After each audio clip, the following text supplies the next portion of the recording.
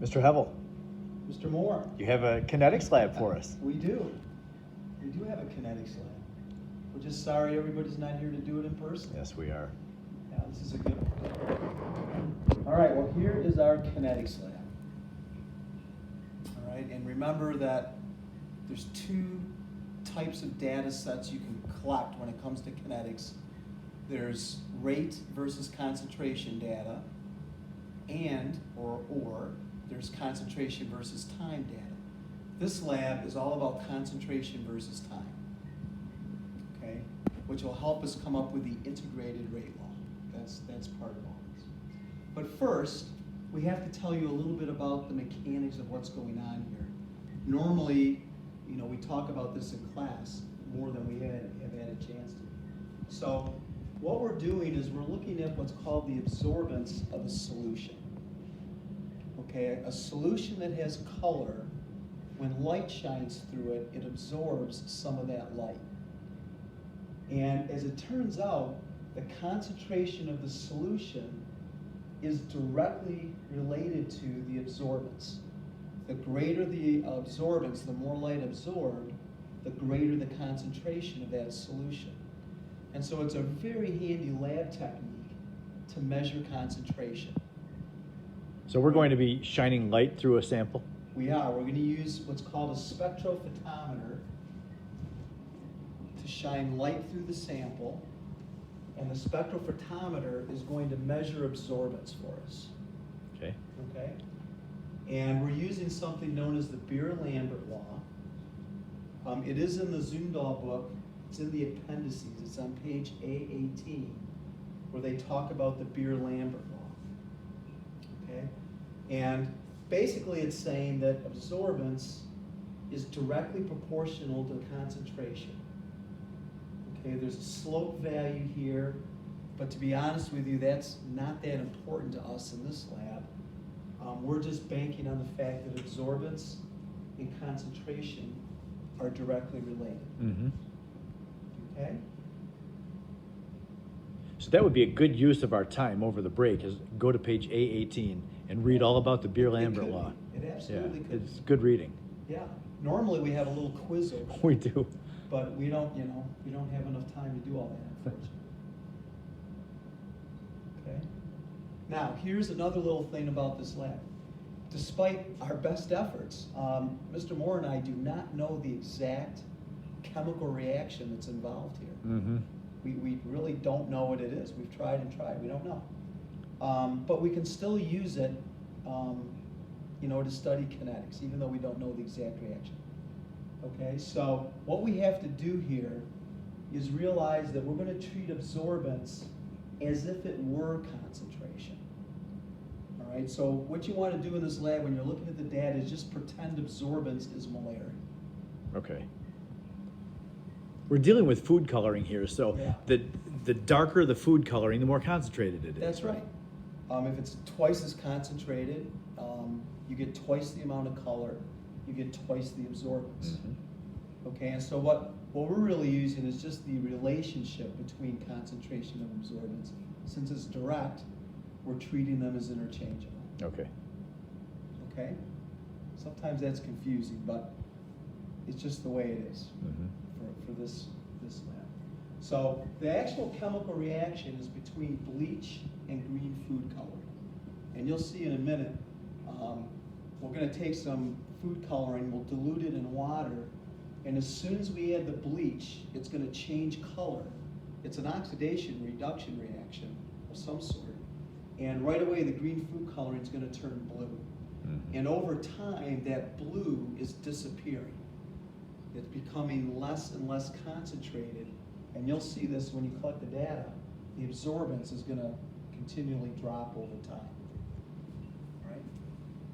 So the spectrophotometer is doing the heavy lifting for us because it's going to measure the absorbance for us. And again, that's really like telling us what the concentration is. Okay, we're going to treat absorbance as if it were concentration. Okay, and what you'll end up doing to generate data, and we'll tell you this while we're videoing it, but you're going to measure the absorbance, or molarity if you will, every 10 seconds. So what you're gonna end up with essentially is concentration versus time data.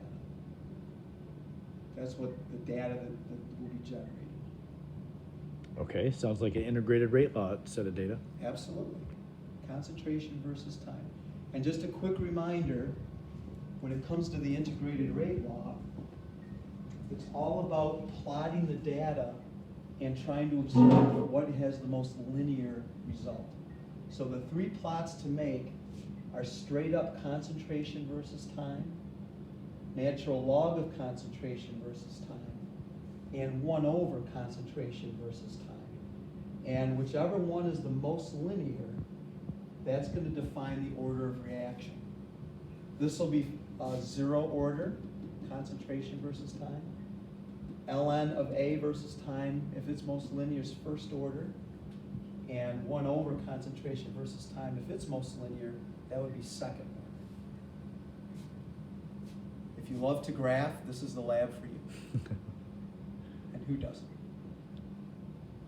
All right, I can't wait to see that spectrophotometer and see I how know, that baby I know. Let's go. absorbs light. Let's go check this thing out. All right.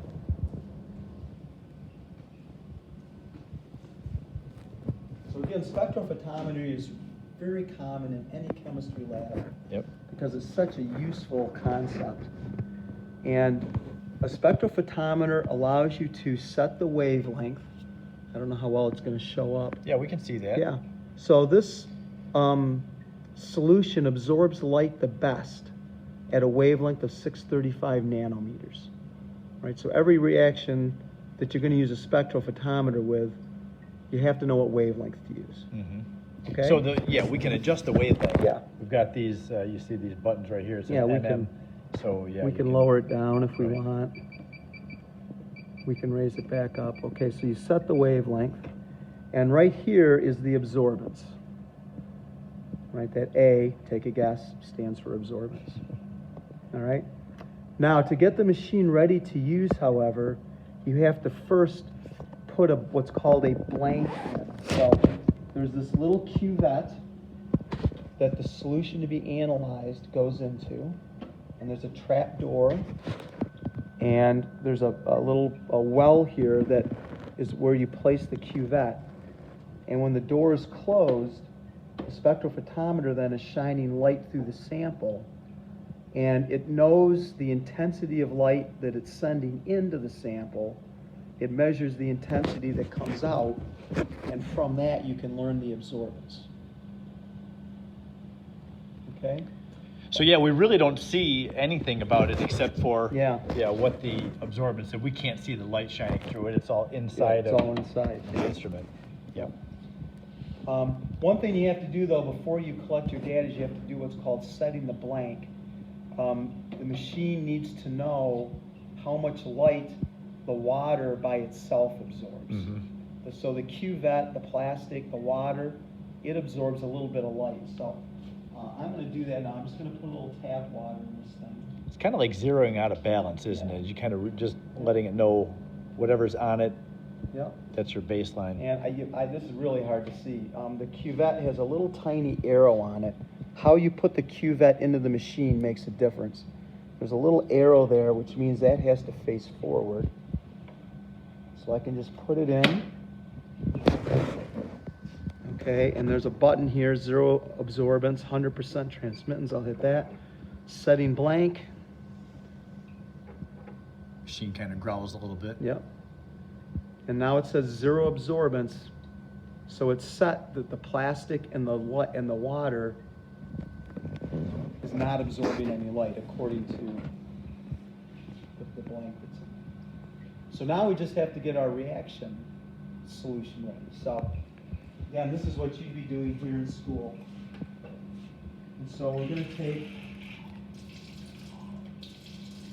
about 50 milliliters of water. It does not have to be accurately measured.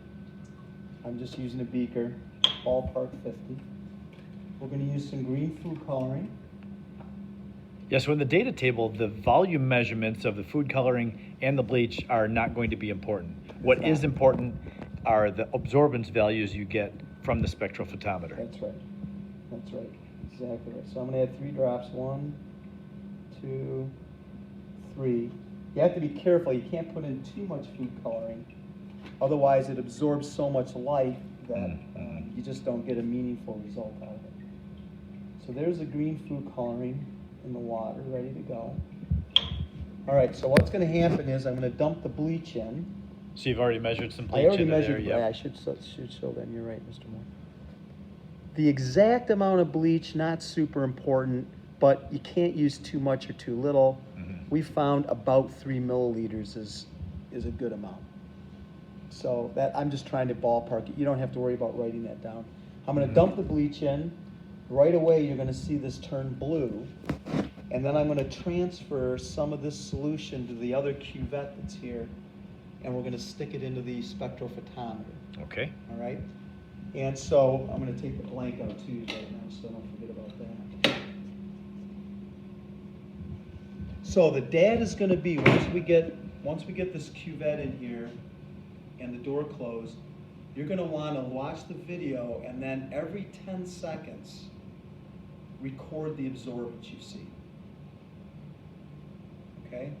So my suggestion is, like when people are doing it for live here, we have them video it with their phone, and then every 10 seconds they can stop it and they can read the absorbance. So you don't have to try to read it on the run, so to speak. So you could do that here. Well, YouTube even has a timer too. So yeah, I think that you're fine just to go back and watch it and just mark it every 10 seconds. Yeah, there you go. I think that'll be simple. But one thing that's important is you have to be accurate in your timing. You know, like it has to be every 10 seconds. If you're like, oh yeah, it was 12 seconds, close enough, you're in trouble, all right? Because that's going to throw off your data, your plots are going to stink, and you're not going to know what the order is. And then Mr. Moore's going to laugh at you if he takes points off. I'm being serious. It does give me joy, yes. Sometimes he gets a big belly laugh out of it. It's like Santa Claus. It's crazy. Okay, Mr. L, let's do this experiment. I'm serious. Okay, so here we go. Bleach in. Okay, you see the color change that happened? Bam, it's blue now. So good. It's so cool. There's some crazy redox reaction happening. Okay, we put a little in. Yeah, that was green not too long ago. Where's this stupid arrow? Mr. Moore, I don't have my glasses on. There it is, I see it. Okay, in it goes. What we did do is get the stand. Yeah, well, I'll just hold it, it's fine.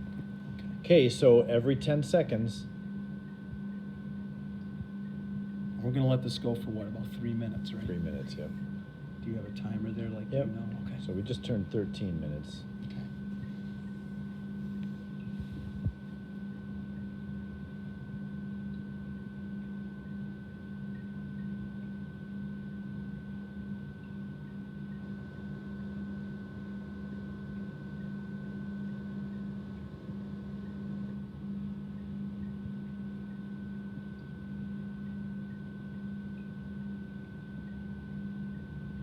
We should have some background music playing. Go ahead, you can sing for us.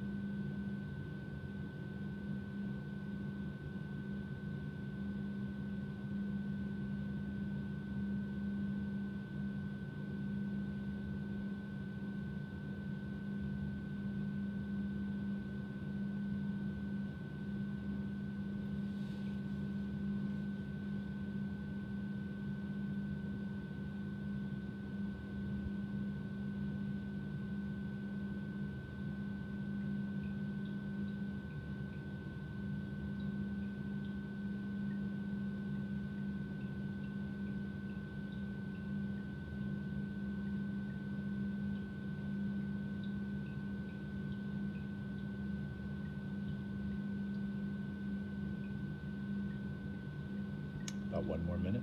Okay. of some good chemistry joke I can have in the background here.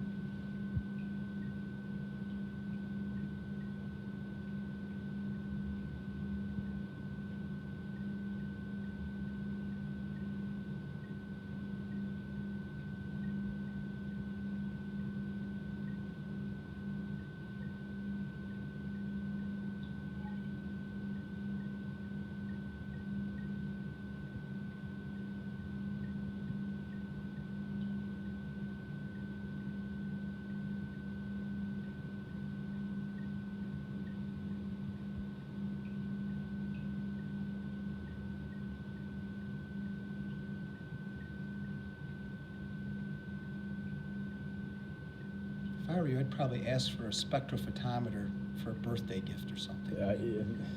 I bet you can buy what was one the off oh, a Amazon. burette? We in one of our labs we talked about asking for Yeah. burettes for Christmas Yeah. too. So, man, Santa can really hook you guys up. Yeah. Yep. Okay, so we are there. That's been 3 minutes plus, Okay. and so that's it. That's the Yep. data for the lab. There's your data, right? Absorbance every 10 seconds. And what do we say? We don't even care if they include the data table in this.